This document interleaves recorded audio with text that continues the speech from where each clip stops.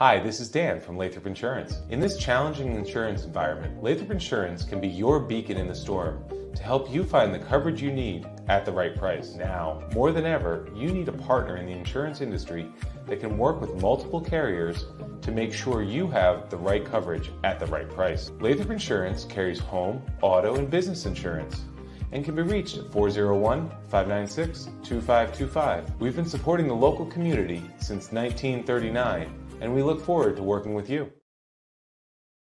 Hello, everybody, and welcome back to Behind the Curtain with the Granite Theater. My name is Ben Barber, and today I am joined left to right by actor Kate Taylor, Nicole, Katie, sorry, Katie, Nicole DiMattei, the artistic director of the Granite Theater, and stage manager Judy George. Hey, guys, how are you?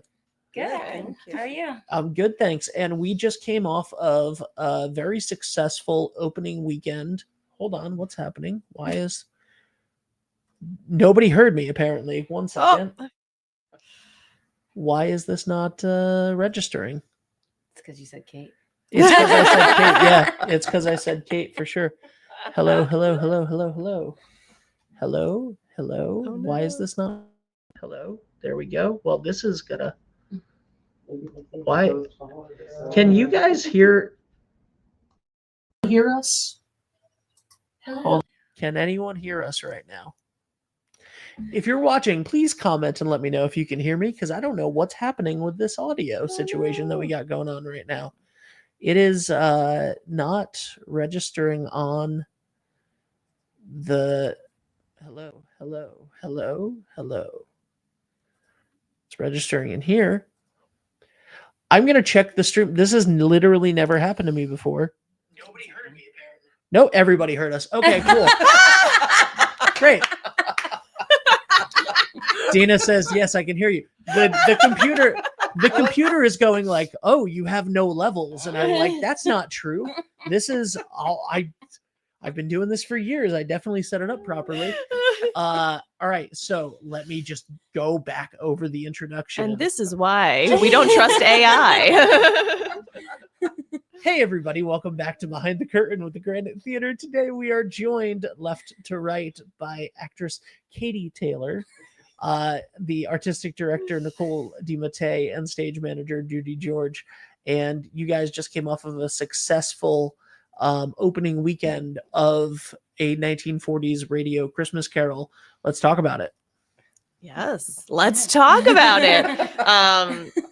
No, I mean it was so great. There were every seat was full. It was I only saw Friday, so I'm actually very interested to hear from these two how Saturday and Sunday went. Cast energy has been amazing, absolutely amazing. And as I was saying to Nicole earlier, I had the privilege of coming down from the booth and hearing the most positive comments, excitement at having seen the show and really appreciating it. Comments like knocked it out of the park or made my holiday. Seriously, it was really very enthusiastic response. So it was fun to hear. Yeah, and I think like Nicole was saying, it's coming up. It's opening weekend. So we, work together as a team. And I feel like we finally are a team. It's finally everybody's working together. I feel like all those little gaps are just we're having fun. Exactly. Yeah. And you can tell. Yes. You can tell. Yeah. That's great. So what Katie just mentioned, the show, because it takes place in a radio station, these people have relationships and they're doing a job. So you are watching them do their job, and their job is to put on a Christmas Carol. But so anything that goes wrong in theater in general, you're always trying to save, right? So it is always a team effort. But in this show in particular, the audience can watch you save each other because honestly, so many things go wrong in the show that even if something actually did go wrong, that's life. That's real life. But the audience might just think it's scripted, right? Yeah. Right. And the fact that it's this I don't know about you, but I've never been in a show where I can't get off stage and go, Yes. no, you just have to keep, real life. Just keep on going and just keep on smiling and making sure the show goes on. I think that's part of the beauty of it, though, because the naturalness of it, that's all coming out. Yeah. And you can see the distinctive, these are people enjoying the work environment. Oh, these are people on the radio. You know what I mean? So, which is really kind of fun. It is a little strange for the audience when they come in and there's actually actors on the stage as they enter the theater. That's a little bit of a thing for them. I think Sunday's group also, that was the first time that that they left us. There was 2 people that did leave as soon as we were like, no, the show's over. And then before well, he announces the show is over that now. is a conflict off the air. I don't know if like they were just trying to beat the crowd or if they just didn't get it, but I'm pretty sure they turned around and was just like, oh no, we got up at the wrong spot. There's more. Yeah. So we're still live, folks. A Christmas Carol ends. He thanks the studio audience, but then you watch as it goes back into the play. So you watch them clean up and say goodbye to each other. And I guess 2 people were like, the studio audience was there. We are gone. Yeah. That was the only time, though. That was the only time. Otherwise than that, I think everybody else gets it. Yeah. It is funny, though. It is funny. Well, we kept the house lights off for that reason. I know. We tried. Didn't stop them. Yeah. They're the same folks that leave in the 9th inning because race that downtown westerly traffic. Yeah, so bad. Exactly. So, this was the first time I've ever been on stage like the whole time, and so that's a whole nother world. It's a whole nother feeling. Yeah, and it's great. Well, you were fantastic in it. I got to see the final dress rehearsal last week, and it was incredible.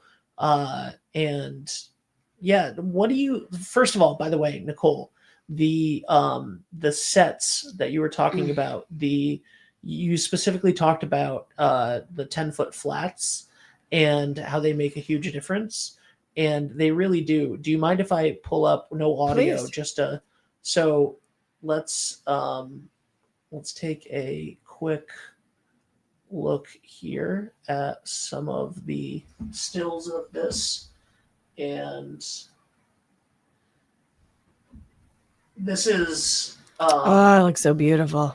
Yeah, so as you can see, the set is absolutely gorgeous, and the everybody's doing such a wonderful job on here. Take us through a little bit about like how this all came together, and Judy, as the stage manager, like what are you controlling here during all of this? I'm controlling cookies. It's hard to keep these guys in cookies. So in the back, there's a little table with quote unquote coffee and water and snacks, as you would have in a studio. And they are hungry little beasts. So I'm having trouble controlling cookies. But no, other than that, it is a gorgeous set. It's turned into a routine in terms of getting it ready for an audience every night. So it's not, it's great. I mean, it's fun to work on because it is so beautiful. I mean, those lights, the lighting is just colors. Yeah. Everything is perfect. I just really feel like I'm transported in time. Yeah, it makes me so happy. The cookie bit. I always say, especially when I was like learning acting, I am the best actor when I'm eating, because your attention is somewhere else, right? You're doing a natural thing and you're speaking. So it forces you into this grounded, I know how to do this. And I'm not like putting on a thing, right? So I love to incorporate food into shows for that reason. Yeah. This one just made sense, but you can really see it. So when the actors go up to the table and start eating and then they have a line, it's like the most grounded I've like I had seen them, and like now it's really settled. But when they were first like on their feet, and I just, anytime like a drink was in the hand or food was in the mouth, I was like, yes, that's what I'm looking for. Yeah. No, I'm pretty sure Sean was eating over my shoulder one night, and I was like, thanks, guy. Okay. But that's natural. Totally natural. You make a good point, though. It lends an authenticity to it. Yeah, without everyone knows how to eat. Right. Yeah. You hope so. Yeah, so. Yeah. I'm eating. Something that I really love that we've done during the show, which is so strange, is that, and I think we might have talked about this at some point, that DJ who's in the booth playing the producer is actually on headset with Judy. Yeah. So in real time, she is kind of the on deck ASM and an actor in the show. So Judy gives the go show to DJ then gives it to Kyle to, actually start the show. And during at least tech, there were times on the headset where we would be like, oh, go do this. Right. Yep. And that you don't have that ability in most shows. Yeah. So to have someone on stage that is connected to the booth is super, super cool. And she controls the laughter and applause signs. And so she is jointly, acting and a crew member. We did a production of talk radio, and I got to be the producer, Stu, and I got to produce the show while on stage. So not only was I talking to everybody, but my computer on stage actually had all of the cues, all of the everything. So I was able to direct the show from it, and we had a bunch of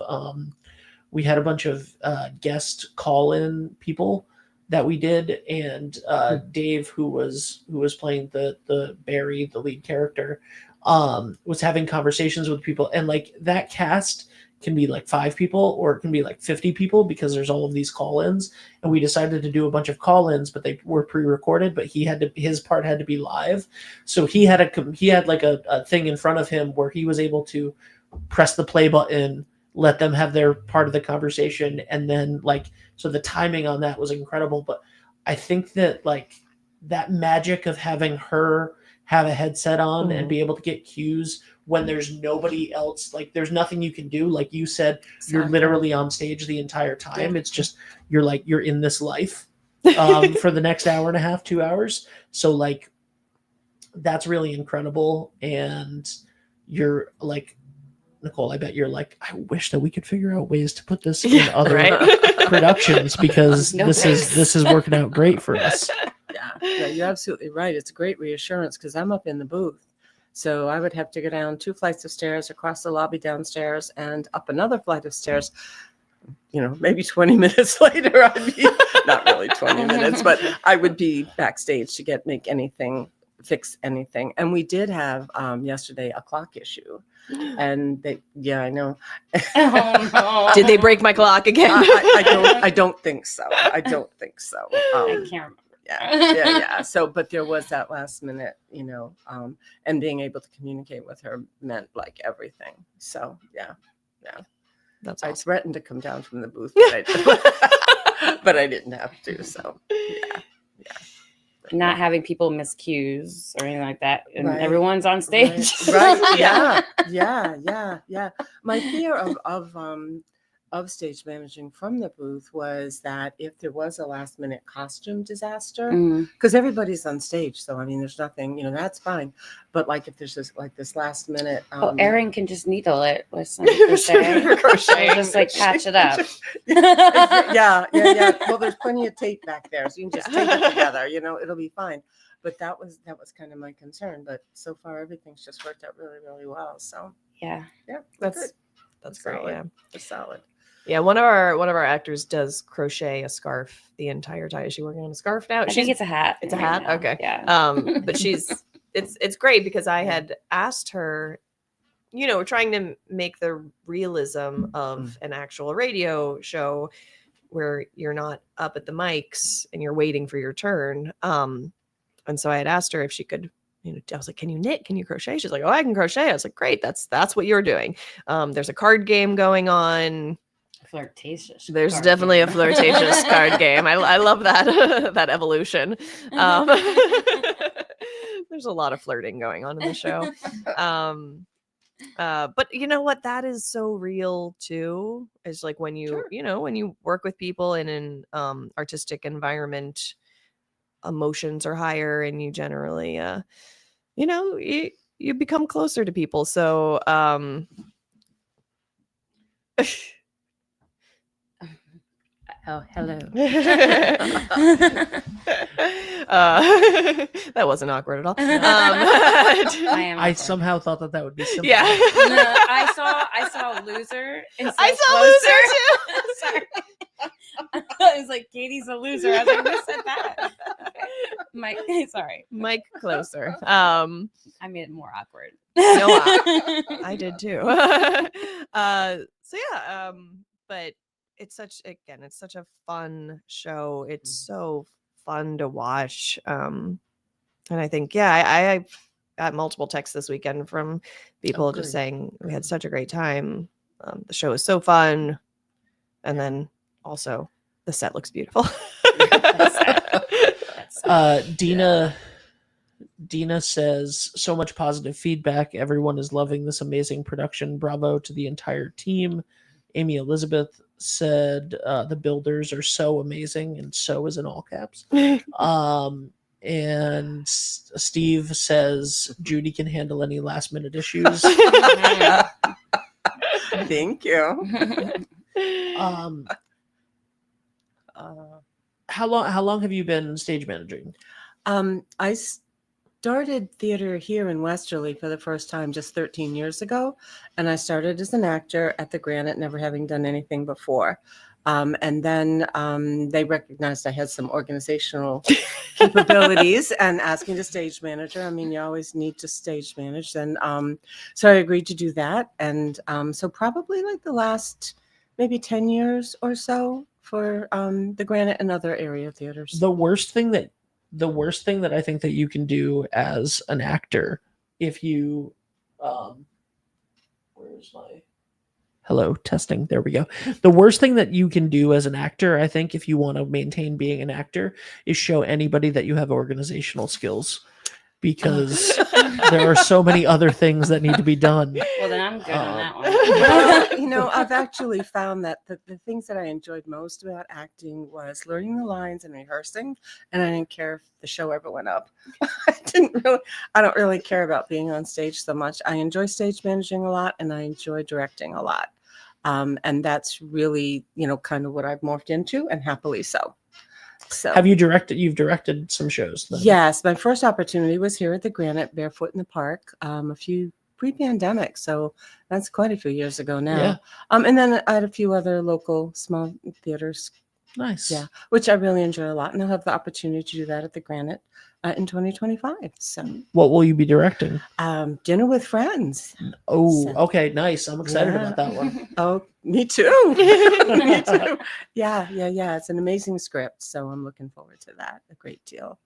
But stage managing is a whole lot of fun, and it lets you be a part of the team, but you don't ever have to go on stage. So if you're not that person, and not everybody is that person who wants to go on stage or isn't comfortable speaking in public or whatever, there's still a spot. And you're a very important part of the team, especially with Nicole, because she lets go, which I love. That's one thing I have a hard time as a director, letting go of the show. But you do that, and you let us own it. And that's really important for the actors. It's really important for the stage manager. And it's really important for the show. And I really appreciate that. So we have to be equal to the task, of course. The director's job is done after dress rehearsal. Yeah. That's kind of how it has to be, because I am not a huge fan of micromanaging. The stage manager is the boss. And that's if She's a the good director boss. if the director is still in it, people stop respecting the stage manager. Yeah. And it's so important that the actors understand the division of power there. Right. But you've always done that all along, very collaborative approach, which I really, really appreciate. So it gives actors and stage managers the opportunity to have a little bit of input, and the vision is always yours as a director, but having room to move within that vision is really, I think, important to the coalescing of the team as well. Yeah, You yeah, know, yeah. like everybody can feel ownership over it. And I think that's really important. But in the end, it's your butt that's on that stage. And that's something that as a stage manager, I try really, really hard to keep in my mind, is that in the end, you have to be comfortable with what you've been told to do and how you're doing it so that on stage it comes out right. Yeah, and you do a great job with that. Yeah, make us all comfortable. We have fun. Yes. We have fun. I don't think that I've ever directed a show that's lasted more than one weekend, possibly 2 weekends. So I don't think I've ever had the opportunity to leave a show like that, Nicole. But you're absolutely right about the power dynamic of the of that, and making sure that people respect the stage manager position, and it's so important. Katie, do you respect the stage manager? Oh yes, of course. I will text her a play-by-play when I'm on the way to the theater if something goes wrong. Like, I definitely am somebody who you need to know where your actors are. And if you're running late, give them a play-by-play. So I'm walking through the door. I'm doing this. I'm parking my car right now. I'm walking upstairs. And so, I definitely respect my stage manager. Well, that's one of the little things I did at the beginning when rehearsal started at 6. If my actors weren't there at 6, they got a text that said ETA, please, which I think I'd be turning off my car. I'm like, I'm right there. And they really didn't want to get that message. Oh no, I was so like, they started okay, showing up on time. No, I got it right away. I was like, okay, I get it. I get this. This is a football coach. Okay, I haven't got that. So any kind of accident on 95, I am texting Judy right away. With that play, because everybody's in it all the time, it's not like you can get started until everybody is there, really. Right. So that's why it was really important. But you all have been doing a great job, and I don't have to now. I mean, everybody shows up early in the theater, 6:30 call, and everybody's there at like around 6:15, 6. Yeah. Steve said, "Don't make the stage manager sweat."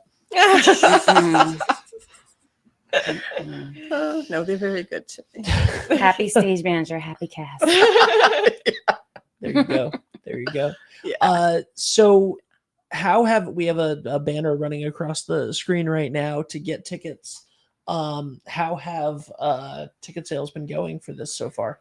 They're really great. We our Sundays are sold out. But there are still a handful of tickets. I would say close to under 20 tickets per performance left. Nice. So there's not many seats left, but there are still some. And there are only 2 more weekends, right? There's 8 more shows. Thursday, 5th, Friday, the 6th, Saturday. The 7th, the 8th, the 12th, the 13th, the 14th, and the 15th. Exactly. Yeah. And again, the 15th and the 8th are sold out. So yes.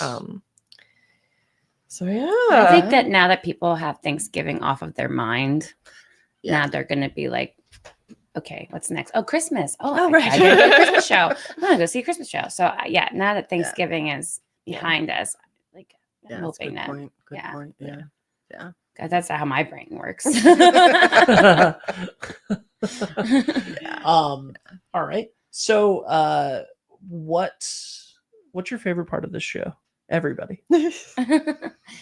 I mean, it has to go to when it falls apart. I mean, it does. And Sean does such a great job of playing. You mean the script when it falls apart? Yeah. Right? Like Yes. It's okay. Trust I just me, want to clarify. Yeah. I just want to clarify. In You're not the like script this when it show falls is apart. terrible, and when it all goes to hell, Then I'm just that's my laughing in the favorite part. corner. I'm just like, take that, Judy. It's all for you, Judy. No, when it falls apart in the second act in the script, I mean that has to be like, I mean, some of the, I've never actually been in a play before. And so to watch that all come together, and all those lines that those guys have to just like come up with, and the characters they've come up with, and this little like breakdown at the end is just so amazing. And then my other favorite part is when Sally accidentally does a monkey on the countryside. Right. Yeah. I have to not laugh during that. No, I also love the breakdown. It is so cool to watch as an audience member because you see them work together to save the show, and like understanding that it's actors playing actors who are playing actors. Do you know what I mean? Like it is. Well, you said it was like a dance. Well, yeah. Thank you. I love choreography, and this show, just watching them move through the stage the entire time it's a dance. It's just the stage is always full, and I love that because you don't see that in radio shows very often. People are just like sitting in their seats until it's their time to come up, but this is not that, and they have trusted me, which I so appreciated.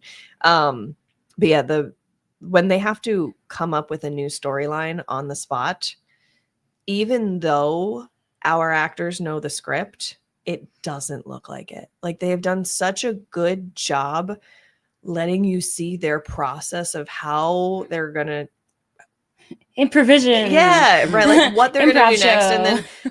and then Kyle at the Foley table is like, I want to make this sound, so do something that allows me to make this sound. And so they're like, okay, we will do that. And then when the baby, like it's always Sally. I didn't want to spoil it, but there's a baby, and all of a sudden you're just like what? Sally makes a baby sound. And the cast has to be like, oh gosh, that was not what we were planning. How do we say yes and? And it's that's definitely my favorite. I love the transition right before that because the Scrooge character is also the St. Clair character, and it's highly, highly, highly emotional. Yeah. And then all of a sudden you go into this madcap craziness. And because I think the audience experience is what I really look for in a show. And so they've gone from this like heartbreaking thing to this like craziness, and how that feels when you emotionally make that transition and you can feel the audience feeling that is very, very cool. Very, very cool. So it's that moment, the madcap moment, but it's that moment that leads to that really makes that. It's a relief to everybody. I mean, we're sitting there crying. This guy is making me cry. I mean, I've seen this show I've cried on times now. It makes me cry every time. And I'm not a crier, but he does make me cry. And then you go from that to this complete hilarity, and it makes the hilarity even funnier. It does. You're also like watching the actors try not to cry with him.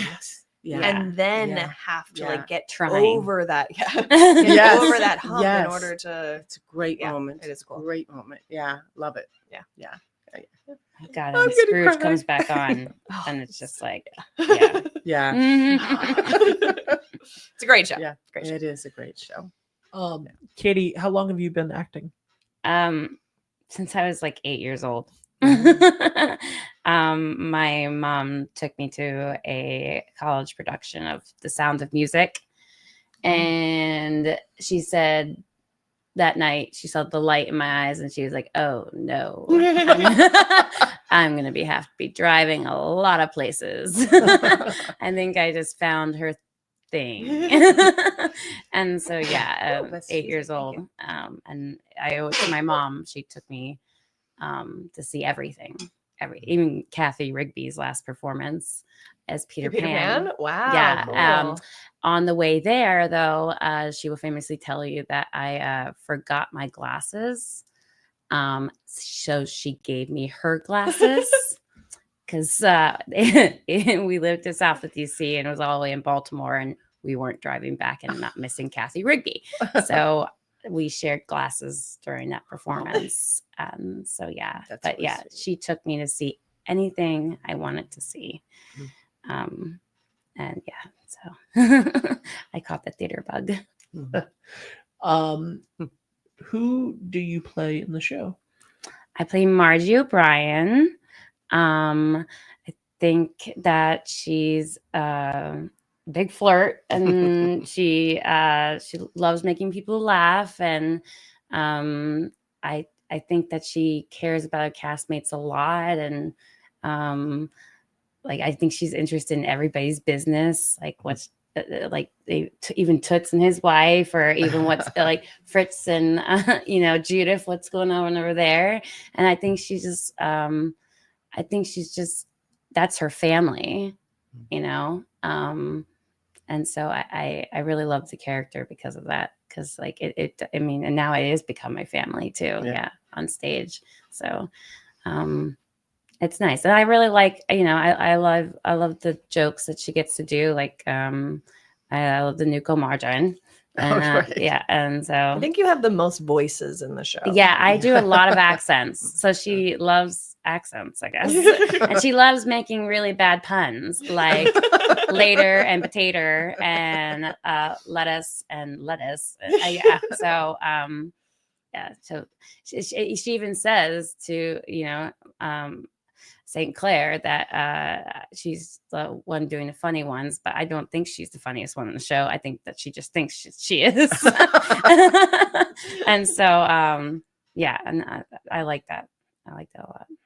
She's fun to play. Awesome. That is fantastic. I don't know what else should we talk about the show, because it's how did the show change over the course of, I feel like all shows, you as an actor, you once you put it in front of an audience the first night, you're like, oh, maybe that's a joke that I didn't get that was a joke, or I'm surprised I got a laugh here and I didn't get a laugh there, or this moment played out differently than I thought that it would have. How has the show changed in the last 5 days since you put it in front of an audience? Nicole, I still have not gotten a laugh from McGee. Well, so that is an unfair. That's a really hard joke. It's a really unfair joke she has, because it's a 1940s reference. Yeah. And so there aren't many people that understand it. Yeah. And the so few that do aren't willing to. Yeah. Jokes. Yeah. But they're getting them. They're slowly getting them. And then it's so funny. You like think, okay, that one's going to get a laugh. Like someone's going to know what that is. And then all of a sudden someone laughs at something completely different that you never even thought wasn't even getting a laugh in rehearsal. And you're like, okay, that's different. I like that. It's hard too, because in rehearsal, you're only really hearing me laugh. Or Sean. But I tend to laugh when someone shows me something new. Yeah. And new? Sorry. New. That's another joke from the show. That is, maybe it's a little too long for not a 1940s crowd. But it's a really good question. I think we did a good job of knowing where the jokes were going to land. Yeah.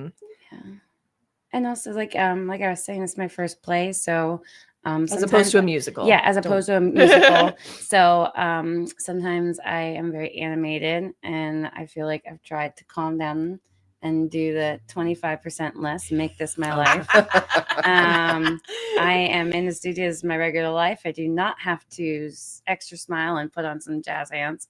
So I think as soon as opening night hit, like I felt that. I felt like I was more grounded into my radio studio, and so I feel like a lot of people felt that too. As soon as we got those costumes on, as soon as we got that hair and makeup, right? As soon as we got that audience, I felt like, okay, we're living in this, right? You know, you bring up the audience makes a big difference. Mm-hmm. if they're in it, if they're a noisier audience, if you can feel their energy back. So we start out giving a whole bunch of energy, and if we start getting energy back, it just escalates the whole thing in a beautiful way. But not all audiences do that. I mean, and I don't know what exactly makes them do it. I don't think or there's not. I don't think but, there's a magic button for that. I wish there was, because I feel like if everybody knew that if you just like, if you played along, especially with those applause sign, like applause and cheers sign. I mean, those are so funny. Like I would have a ball with that if I was in the audience. Right. And so like the more you put it, like laugh into it, the more you're gonna get out of this character. And Jack has been encouraging people more at the beginning. There's a little encouragement to Sunday. I know you know how to do this. Yeah. And they Sunday really got into it. Of course, having a full theater, I mean, that makes a difference too, because I think people feel like they're a part of something. Like this is really something that a whole bunch of people want to see, and I'm lucky to be here, and so they're more excited about it. And you could tell he felt it. He felt it. Yeah, he became that Clifton radio personality. Yeah, like it was. So the audience feeds the stage, as the stage feeds the audience as well. Yeah, it's cool. That's great. Sundays aren't usually my favorite audience. Fridays are my favorite audience. People are excited to be out of work and excited for their weekend. Saturday is my least favorite audience because people played too hard and they are tired. Okay. Yeah. So this weekend was a little bit different. Friday was quiet. Yeah. Saturday was good, and Sunday they were fantastic. Wow. Okay. So I think part of it, like we had said earlier, had to do with when they enter the theater and there's people on the stage, they don't know what to do. And if that's makes somebody uncomfortable, and if they don't feel like it's quote unquote okay, it's a new experience for them, and it's good for them to be like knocked off balance a little bit, I think. But yeah, so it was a little bit different this weekend, because I've heard the same thing about, Friday nights are really good, everybody's ready to relax and party at the theater, and yay. But, I loved Friday. Friday this week might have been a little off because of Thanksgiving. Yeah, that actually might have been it, because people had off. That. Yeah. And on Sunday, I thought maybe people were eating too many leftovers and then coming to the show. So now Thanksgiving's gone. Right. Over that. Moving on. Yeah. You know what's something I love about the local theater feel is that I didn't get to experience in New York was I sat next to Kyle's dad opening night. And like the pure joy radiating from him. You know what I mean? So like the cast has friends and family in the audience, and sure, absolutely they're entertaining people that don't know them, but there is like that, positive energy just like flowing from pure love, which is, it's really cool to see. Like that's the other thing about this show though. There's so much going on. It might be better to see 2 times because you almost see a different show. That's a good point. You're paying attention to little things. Because I did notice there was like action happening over here, but Kyle's dad was just looking at Kyle.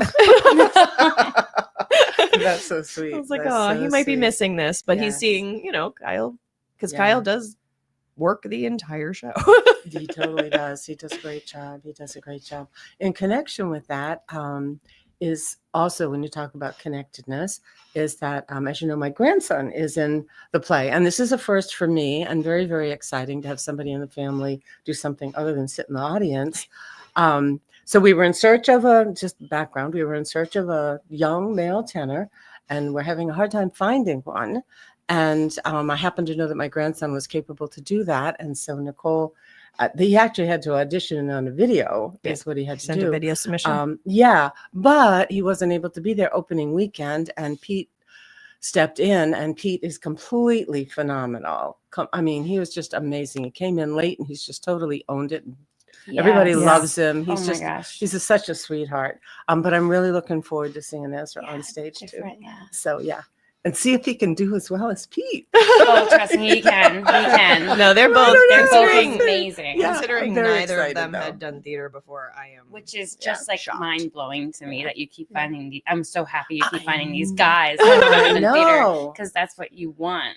Like Yeah. it's so hard in community theater to find like come on guys. Yeah. Yeah. Oh, and I think Pete has totally caught the bug. Oh, yeah. I mean, he's just loving being there. In fact, he's going to come to our brush up on Tuesday Oh, good. just to help us out and Good, to make yeah, sure, you know, yeah. that he's got Amazing. all the little nuances that have been developed over time, which is such a sweet and lovely team family thing to do. Exactly. Can you love can you that explain spirit. for other people what a brush up is? A brush up is when you do a quick run through of the show to make sure everybody's up to speed on their lines and their blocking and that you're ready to go. We wouldn't have to do that except that Ez was not able to be there for opening weekend. And so he's been away now for like 2 weeks almost from the show in terms of rehearsals and things. So he needs to get re-upped. So everybody, which is another wonderful thing to do. I mean, all these people who don't have to come back to the theater and who've just exhausted themselves over the last weekend are willing to come in on Tuesday night and put it all together again to make sure that Ezra is up to speed and that the show goes on for the audience as it should, which is incredibly generous. I think brush ups are great for everybody. So I was going to say, in in general, between the first and second weekend, we do have a brush up rehearsal for everyone. Just because you're living in the show from Tech Week, you know, you have like 3 to 4 rehearsals a week, and then you have Tech Week, which you're there every day. And then all of a sudden you have 3 days off, you know, and it's just to make sure it didn't go out of anyone's brains. Nothing changes. The show does not. It's not a fixing rehearsal. It is just we're making sure everyone remembers their blocking and remembers their remembers their lines. And in general, we have had shows where we've done it every, even if it was like a Zoom line through. So you kind of just see how the cast feels about it, but essentially, like putting Ezra back in would be more of like a put in rehearsal or a like kind of like an understudy rehearsal. In general, like professional theaters have one Thursday mornings. There is an understudy rehearsal where the understudies do do one of their tracks, just so everyone like continues to stay fresh. And it's great. And especially coming off from all that. It was so much. I mean, even people like traveling for the holiday and then like getting right back on stage. I mean, it was a lot on the days. That's true. So I need that rehearsed brush up as much as true. But you all were rock solid on your lines Sunday. Yesterday, that was just yesterday. But rock solid. Everybody I'm sitting there with the script. I'm taking notes. I had no notes. It's great. No notes. I love to hear that. Me too. It means I can leave my script at the theater. I don't have to lug it home. But they were rock solid. So they're doing the work. Yeah. I think I just realized how terrified I would be to have to learn lines at this point. I haven't acted in such a long time that I will sometimes have stress dreams about having to learn lines for a show.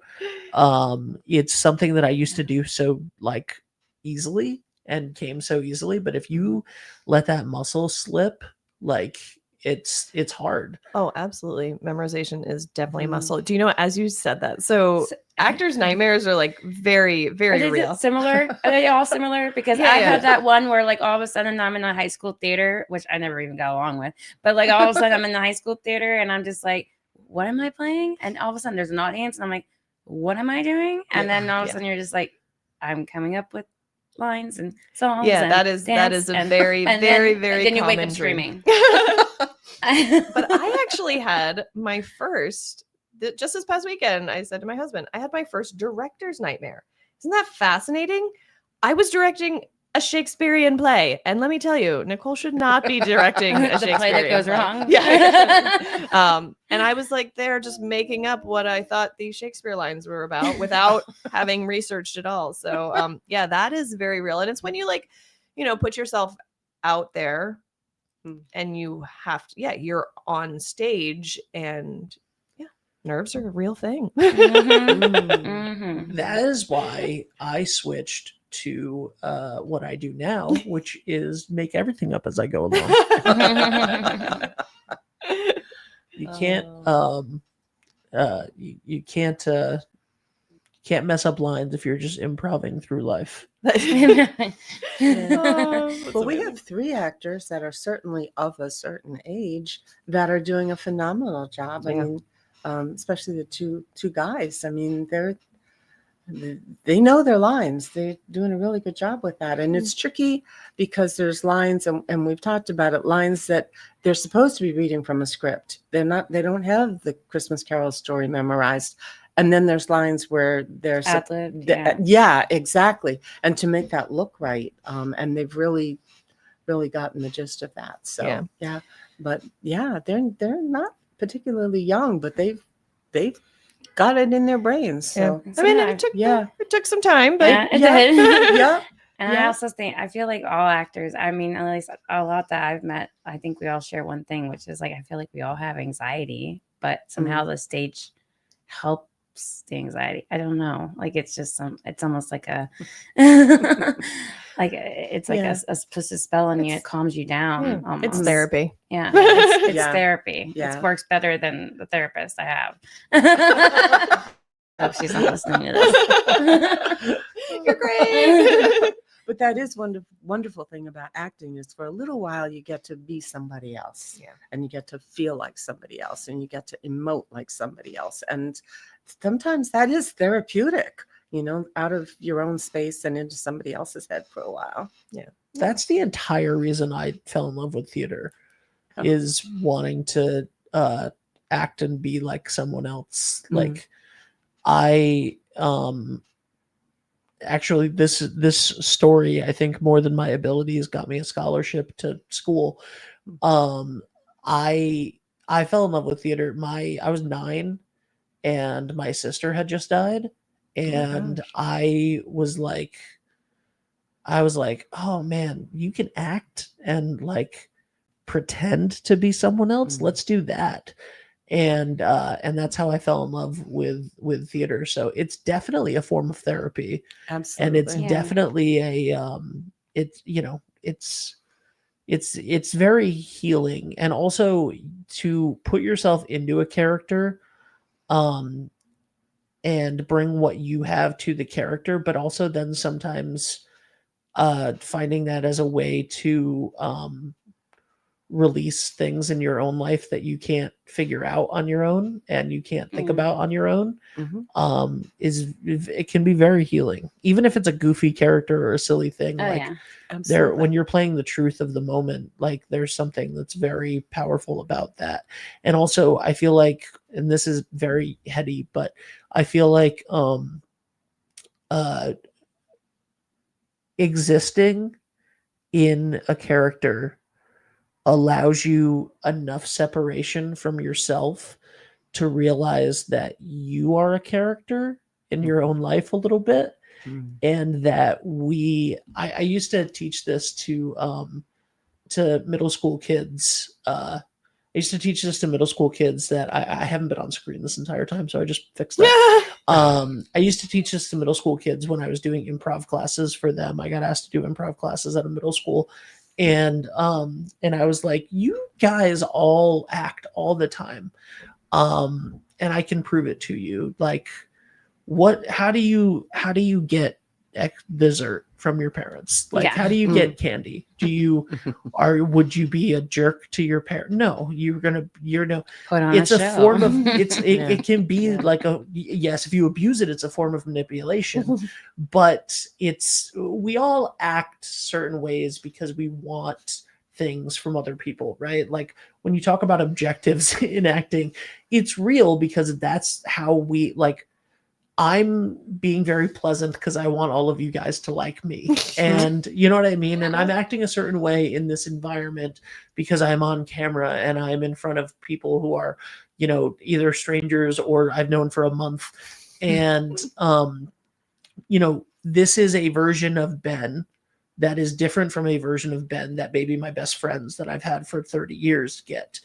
And I feel like acting can put you in a spot where you're like, okay, if I'm being these traits, if I'm doing these things for something else, for someone else, for whatever, it's a way to, it really is therapeutic in a way of being like, I can change my mindset on something. I can change my attitude on something. I can look at what do I want out of, if you're able to go, and this is why one of my favorite books is Improv Wisdom. If you're able to look at a scene that you're in and go, okay, so my character wants this from that person. My character wants this out of life, and therefore they have to act like this, or they have to do this, or whatever. If you're then able to go like, oh yeah, okay, well, maybe I've been a jerk to my friend, and like, if I want them to treat me with respect, I need to treat them like you can take those lessons and adjust them and learn, and whatever. So yeah, Katie, your thing of saying that acting is better than therapy Yeah, in some ways really just is. triggered me into a whole monologue. And Sorry to go that. back on like, even with like grief, it's like, like I said, I've been doing this since I was a kid, but I almost lost like that nerve to get back on stage and to get in that character and get out of myself, out of my own personal life. Because like when my dad passed away in 2018, I went to my first audition a couple months later, and all of a sudden I've never had anxiety like that before in my entire life. Yeah. And all of a sudden anxiety like took over my life, like completely. And it was ruining my auditions. And it was just auditions. I could come into a callback, and then all of a sudden people are like, wait, what, what was that? Yeah. But like auditions is especially, and I don't know what it was, and it was just in my head. And like, so I had to work with a voice, actually, not even a therapist. I mean, they helped a little bit, but my voice teacher, who does like, who's on off Broadway and like does shows like for like a living and everything like that. And she's out there doing it. She's the one who got me through it. I'm not perfect at auditions yet. Not back to when I was back between the two. Well, I was better than before 2018. Yeah. And then after my dad died, it was like all of a sudden I couldn't get into the character no matter how much I like dreamed or wanted it. So it was a voice teacher that actually got me out of that. I will say this. I literally, hold on, I put a thing in front of my face accidentally. Okay, there we go. Let me just move myself down here. Okay, so I had a very similar situation where when my parents died in 2020, that anxiety came back, that every bit of anxiety that I had. And even I joke like doing these shows it's great because I don't need to learn lines and I don't need to do whatever, but like I was starting to have bad anxiety on camera, like doing this, right? Like trying to have a conversation, knowing that you're locked in, and it still happens. It still fights. Mm-hmm. I got not that bad. No one died. Don't worry. Knock on wood. But I got literally a bad phone call right before Nicole walked in this morning. And before you guys were setting up, I was texting my friends like, I'm having a panic attack right now. And this show, and talking to you guys about this, and listening to your love of theater and what you're doing with a 1940s radio Christmas Carol at the Granite Theater for the next 2 weekends, helped bring me out of that. Yeah. So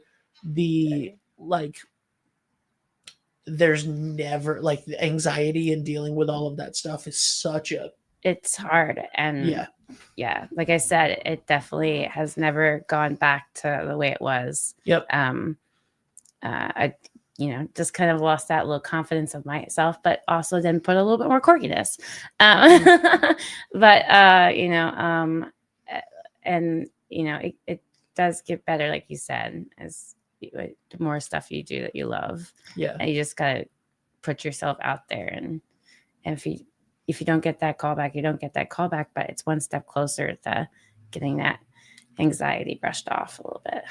Yeah, absolutely. And my dad would definitely get those 1940 jokes. He would be in the crowd laughing. McGee did it again. He would be cracking up. So for Dad. I'll be thinking about that.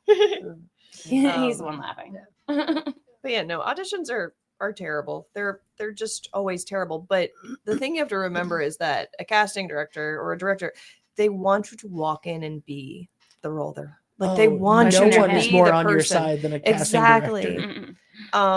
And so, like, knowing that we are not judging, we are like praying that you are the person we're looking for. And the other thing I say is just get in the show, because so Katie had auditioned for Guys and Dolls last year, and it was last minute. last minute. But I offered her a role that she wasn't 100% sure of, but she took, and she was great in it. I'm Harry the horse. Yeah. What was the role? I'm Harry the horse. Yeah. Harry the horse. Yes. But we actually had like a first round of auditions for Flamonti last night, and Marla, who's directing it, said to one of the kids who was auditioning for the Nathan role, that you are not just auditioning for this show. Like, you are auditioning for any show that I or the Granite do in the future.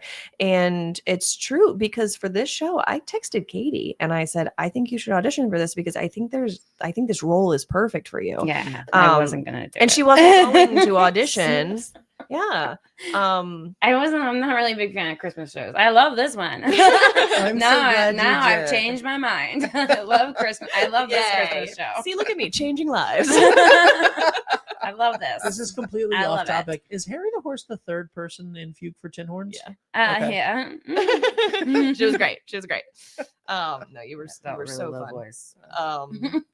But yeah, so like, just that's what I'm saying. Just get in front of people. If this is something you're interested in, I had literally had someone audition for title of show who walked in and said, I am not right for this show. She was correct.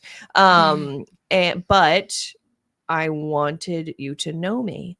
And Smart. she's been on my mind, and I know exactly what character she is. And I'm so excited for that character to come, to be in a show, because I'm like, oh, that's who. Yeah. And being in the military, I mean, that's even how I found Granite. Like, I literally was just like, I don't even know if I want to do this show, but I'm just going to do it because they don't know me. I just moved here. There you go. Like, all the people that know me are like in the DC area, and there's still even more theaters there to discover. So, I mean, I'm sorry, but Annie has the worst ensemble music ever. And so one day I did an Annie ensemble just because I wanted to audition for 2 shows later down the road for something else that I really wanted. Yeah. And like, so you just have to go in there and be like, hello, this is me. And I will definitely be there for anything you want. You want me in an ensemble? You want me to be tree number 3? I will do it. Like, because I have my eye on, introducing myself and getting my foot through the door. Yeah. And then you become a family. Sometimes I miss True. being tree number 3. Like, I genuinely mean that. I feel like the hierarchy, like when you're young and you're starting out in theater, you show up and you get cast as tree number 3 in like a whatever production, community theater, high school, whatever, and you're hanging out with everybody else who's tree number 1 and 2 and 4, and you're like, this is a party. This is rehearsal is the most fun thing ever, you know. And then the next being year, a Who and Susical, like, and then the next year you get like a decent sized role, and you're like, this is so much fun. And then like you get a little bit better, and then you get a lead, and you're like, this is a lot of work. This is a lot of work. Well, no, then you're so right. So, like, the beginning of my career, I was a dancer. So I spent years in the ensemble, and I never had more fun than when I was in the ensemble, because, you're such a tight-knit group of people, you have inside jokes, and you're not on stage the whole time, but you're like, except for 1940s. Except for 1940s, Mrs. Carol. But then, then you move to a leading role, and you have your own dressing room. So you're by yourself. Oh. You're constantly like reviewing lines, your rehearsals, there's a lot of solo rehearsals. So you miss out on what I personally think is the best part of theater is like that. The downtime. Yeah. The downtime. Yeah. The camaraderie. The camaraderie. Exactly. And so I think people have this idea like, oh, well,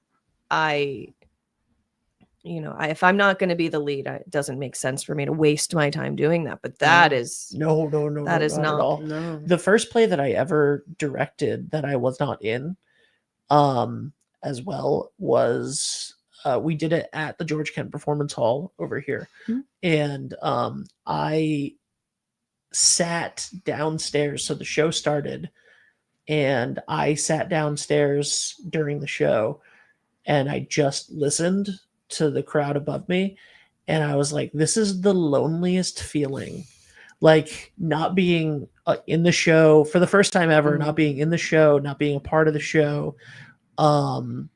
Everybody at the end of the show, like everybody got the congratulations and stuff, and like just nobody knew that. And I was like, this is the loneliest feeling. Like I went from being tree number 3, which for me was actually, I think I was literally like citizen number 4 in my first show ever in 4th grade. And to, being the lead in shows, to being the director. And then like every step up is just more responsibility and more work and whatever. And then like, being the director, as you both know, I don't know if you've ever been a director, but you literally just, you give the show away. And then you're like, okay, cool. And then you step back. And I was like, this is the first time I did it. I was like, this is an incredibly lonely feeling comparatively to what I've experienced in theater so far. And then you fall in love with different aspects of it. And you fall in love with the, what you get to see out of the actors that you're working with and the creative process and like watching all of that stuff happen. But well, I got to put my art in Title's show, but I had serious FOMO just because like anywhere like I wanted to go audition. Well, I had just had spinal surgery right after Guys and Dolls. And so I did not do theater for like months. And I was just like, I gotta do something. And so I was just like, I'll put my art up in the Granite. At least got me like into the building. Because you just have like, you have that like, that like loneliness. You're just like, oh my gosh, I'm watching all these people post about the shows coming up during the summer, the big summer musicals, and you're just like, oh. Yeah. So it doesn't matter like what's not letting you get there, but whatever it is, it can get lonely when that's what you love. Yeah. Yeah. See, I don't feel that as a stage manager or a director. It's kind of a parental thing for me. So I'm watching these people, I'm helping these people to be successful, just like, and just like you let go of your children. Graduated. You let go that's definitely of the cast. That's definitely how I grew into feeling. I was 18 when I directed that show. Okay. Yeah. So I was 18 when I directed that show, and it was very sad for me, but yeah, absolutely. Yeah. That's the feeling. And I would assume that you agree with that. Yeah. There is a different, there's a different aspect as the artistic director. Yes. It is actually a pretty lonely job. Yeah. Like I have to separate myself from like forming too close of friendships. Right. Because there's always like casting shows in the future. And then I'm not gonna like party with the cast. There's still like that level. Oh, no, but it's true. Like there's still that level that like I need to maintain of professionalism. Yep. And then when I'm doing a show that I'm not directing, my job is like to come in and tell people that they're doing things wrong. Do you know what I mean? In the nicest way possible. But I still need to like, the directors to respect me enough to understand like this is my theater and this is this is what this is like what I need from you. And sometimes when you just like to get too involved, there it becomes like Nicole will be fine with that, and then things start slipping, and I can't have that happen. So I feel you so bad. Like, yes, absolutely. It is when you come from, when you're doing something that's collaborative and artistic and creative and all of those things, but then you're also the boss. It's like, it's especially when you come from not being the boss and you come from, and everybody, like 99% of people that's ever been an artistic director of a theater have been an actor and or a stage manager or an extra at some point or whatever, and worked their way up to that, right? Like most people don't just become artistic directors, and all of a sudden you're like, I need a little bit of separation here for this to work. And that's I feel that now, like in this, because I'm trying to give people more authority to do whatever and, do this and blah, blah, blah.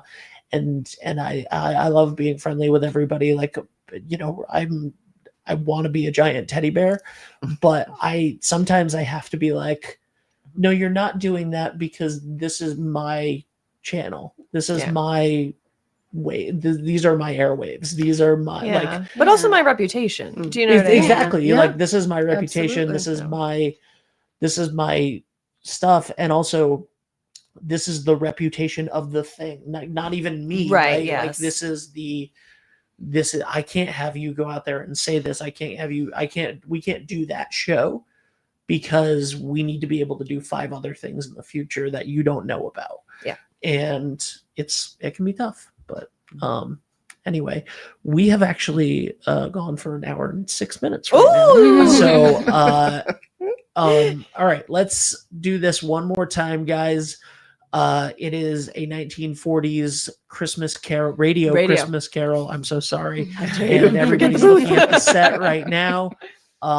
What's going on in this picture? Hold on. Let me send it over to you guys.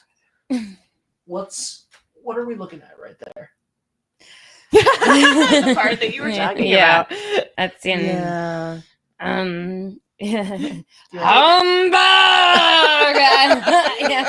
So this is when St. Clair, he has left for a little while, and he has regained his composure and come back just completely in character into the show that was improv. And so it's his Shakespearean that he does. It's like he does. He pulls out a few Shakespeare. So it's like you're like really impressed. You're like, oh my gosh, here he comes back from wherever he went, but he's back. Yes, I'll take it from here. And then he goes off. Yeah. And then that last big humbug. It's amazing. And we all clap. Awesome. Well, thank you guys so much. Thank you for being here. The show runs for the next 2 weekends, Thursday through Sunday. Both Sunday shows are sold out, but you can still get tickets for Thursday, Friday, and Saturday. Around 20 tickets left per show. So make sure you go to granitetheater.org and grab them. You can click the link in the description of this video. Katie, Judy, Nicole, thank you so much for being here. Anything you guys want to say before we go? No. Thank you. It's been fun. Thank you. All right, guys. This has been Behind the Curtain with the Granite Theater. We'll see you next week.